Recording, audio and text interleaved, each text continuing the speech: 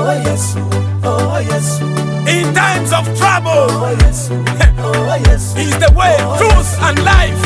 Clever G. Producer and me. Kanso kensi memu byenzize ndaba. Ebyamagero mukama byonna byokola. Abalala kimu bibiri banjabulira naye gwe notasa. Ekirala nina abaduya bangoberera. Abantege emisanvu yonna gye mbeera mpita. Bagala mubanzizeyo gy'onzijesimu naye gwe nogaana.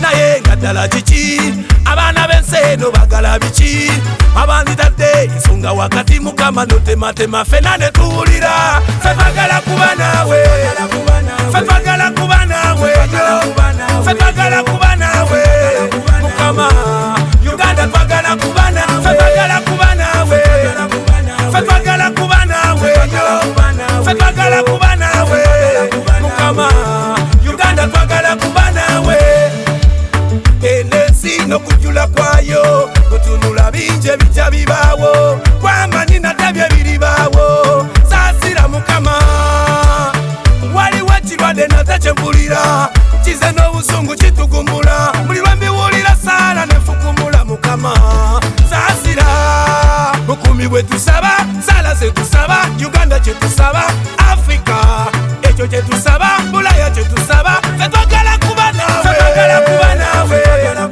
ffe twagala kuba naawe ffe twagala kuba naawe mukama Uganda twagala kuba naawe ffe twagala kuba naawe ffe twagala kuba naawe ffe twagala kuba naawe mukama Uganda twagala kuba naawe. Oh yes, oh yes. In times of trouble, Oh yes, oh yes. He's the way, truth and life. Clever G.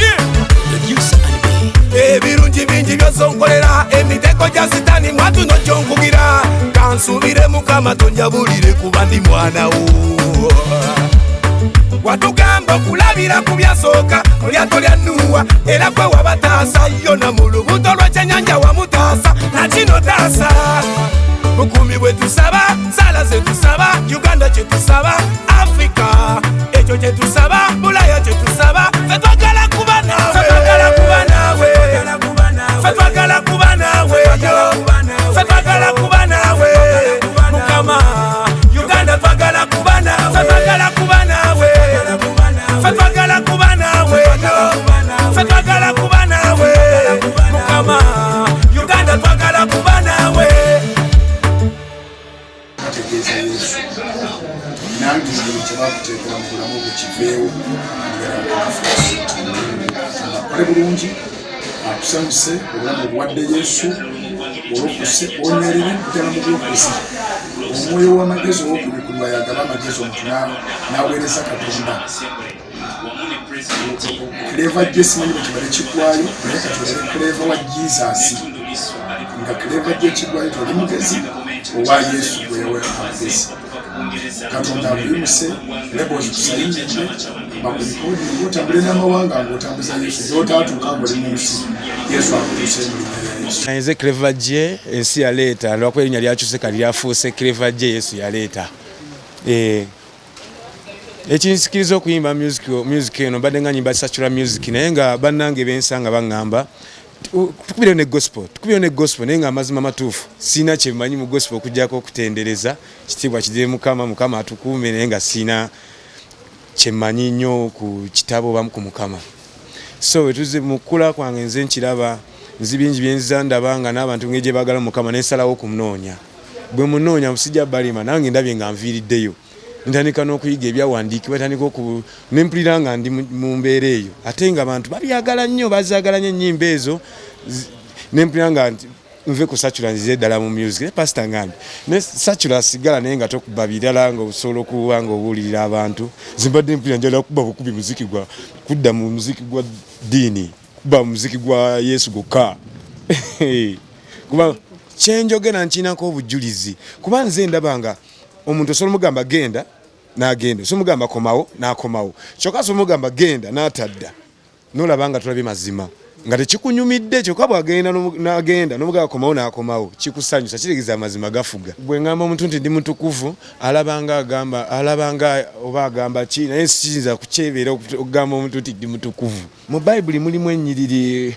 okusoma soma olunyiriri lwa Matayo 23 lwonna lusome up to 24 mulimu message y'amaanyi naddala olwaleero etusikiriza okulaba nti ejjamu amasengere mu bintu abasumba bye babuulira, ejjamu abantu abatakikoze bulungi.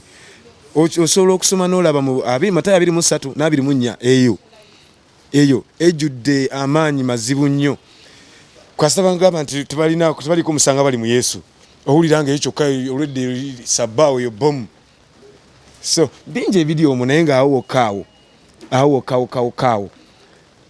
abamu bagamba bw'oba nga totukudde omutuukirivu ye Katonda, naye Bayibuli yegamba nti gibakoma obutategeera butuukirivu bwa Katonda gibakoma okutereeza obutuukirivu bwabwe bo bennyini. Kati ffe kituwa amaanyi okuba nti kukkiriza bukkiriza kikituwa amaanyi, kimpa amaanyi mpulira nga ne bwonkanyuga mu ttaka nvayo enkya ne ntambula.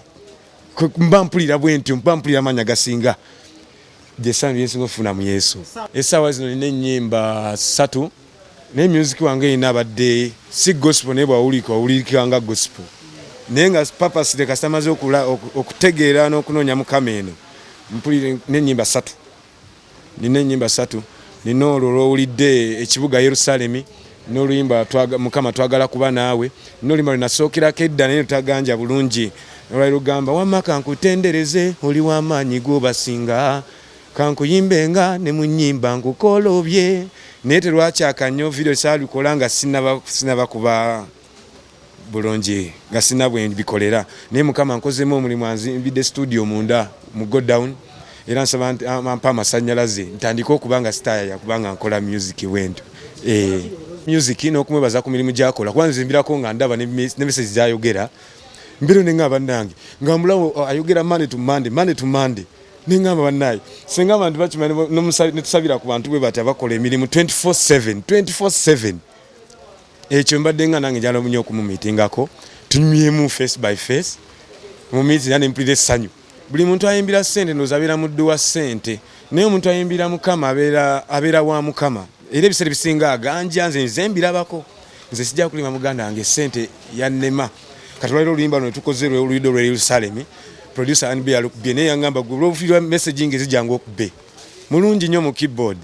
So we don't do it for money. I've been singing for money naye ate nga nazo sizifuna. Era oluyimba lwali lugamba oluyimba lwenakuba lwa kankutendereze verse egamba kandukuyimbiremu wamma kankutendereze oli w'amaanyi g'obasinga ddala, kankuyimbenga mu nnyimba nkukolobye, amazima nalinzaye mu kigo kyo nali mbuze nze, olwo nga nzudde tyoba nsimbi kyekisinga, naye nedda nalabanga gyonna mitawaana, ne bw'okola ku kikumi era ofunaana, n'ensalawo nkomewo gyobeera tewangoba yiwanyaniriza ssebo. So music nze nabye nga bwe ziba nga akolera ssente ne bw'onoozikola tezimala, era bw'ozikola ojja kwesanga olina kyeyagala ozikozesa naye nga zizabanja. Mbadde nga nkola nenzifuna ne zimmala, nandibadde osanga ndowooza seetaaga kirala.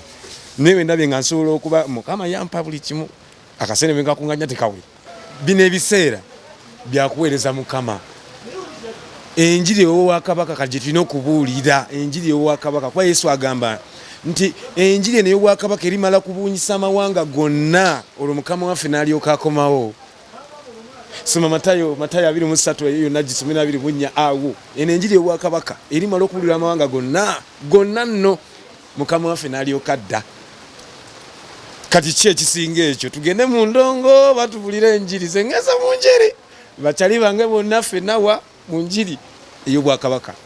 Kansooke ensimbe mu byenzize ndaba, ebyamagero Mukama byonna byokola, abalala kimu bibiri banjabulira naye gwe nontaasa.